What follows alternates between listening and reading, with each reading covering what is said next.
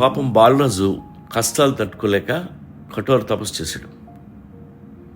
దేవుడు ప్రత్యక్షమైన బాలరాజు వంక చిరాగ్గా ఏంటి అన్నట్టు చూశాడు.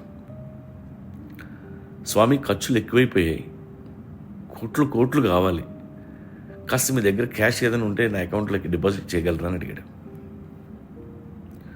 నా దగ్గర క్యాష్ ఉండదు నాయన, బ్యాంక్ అకౌంట్ కూడా లేదు అని చెప్పాడు దేవుడు. పోనీ బంగారం, డైమండ్స్ లాంటివి ఏమీ లేవా స్వామి అని అడిగాడు. నీకు ఇస్తే అందరూ అడుగుతారమ్మా, అందుకే దగ్గర పెట్టుకోలేదు అన్నాడు దేవుడు. సరే, నాకు ఆనందాన్ని ప్రసాదించన్నాడు. హ్యాపీనెస్ అనేది స్టేట్ ఆఫ్ మైండ్ బంగారం. నువ్వు రోజు లేని దాని గురించి ఏడుస్తుంటే ఇంకా ఆనందం ఎక్కడి నుంచి వస్తుంది అన్నాడు దేవుడు. అయితే నా జీవితంలో కష్టాలు అనేవి లేకుండా తీసేయి.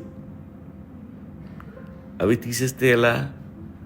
కష్టాల తర్వాతే కదా సుఖాలు వచ్చేలా మనం రూల్స్ రాసుకున్నాం. మరి సుఖం కావాలంటే కష్టాలు పడాల్సిందే. ఓహో, ఓకే స్వామి, నాకు తాగుడు ఎక్కువైపోయింది, మందు మానేసినా చేయగలరా? రే, ఆ మందు మొదలుపెట్టింది నువ్వు, నేను కాదు, నువ్వే మానేయాలి.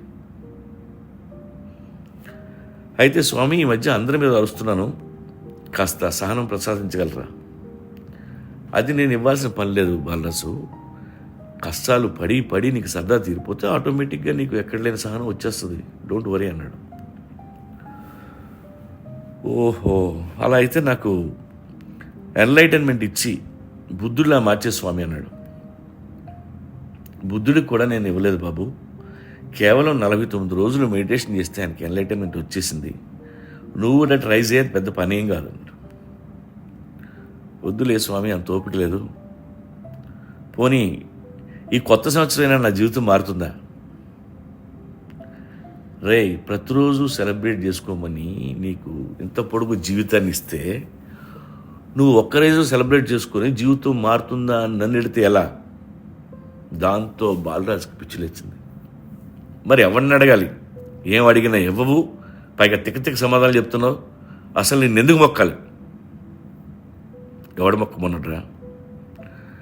దేవుడు అలా అనేసరికి బాలరాజు కంగారు పడ్డాడు.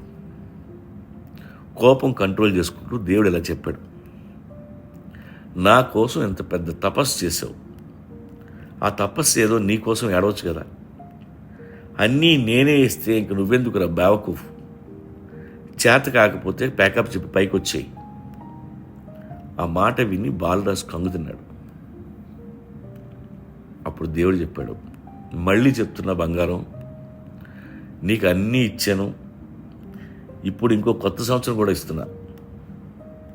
వాడుకుంటే వాడుకో, ఆడుకుంటే ఆడుకో, తాగుతావో తందనలాడుతావో నీ ఇష్టం, ప్రతిదానికి నన్ను పిలవద్దు, హ్యాపీ న్యూ ఇయర్ అని బాలరాజు డిప్ మీద కొట్టి చిటికలో మాయమైపోయాడు దేవుడు.